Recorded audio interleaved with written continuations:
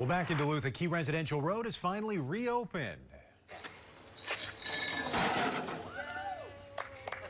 The city officials and residents celebrated today by knocking over the road closed sign, which had been up since October. That's when Idaho Street in West Duluth closed after structural issues were found with the railroad bridge above the road. This blocked off one of the only two exits from the Morgan Park neighborhood, causing traffic headaches for residents there for months. After advocacy from the community, Canadian National Railroad began repairs on the bridge's columns and cracks last month. Now the bridge is secure for residents to drive under safely.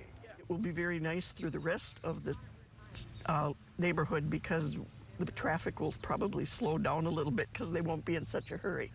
And the citizens will be very glad from a safety standpoint to have two ways out again. And the bridge has stood for a long time over Idaho Street. It was originally built in 1920.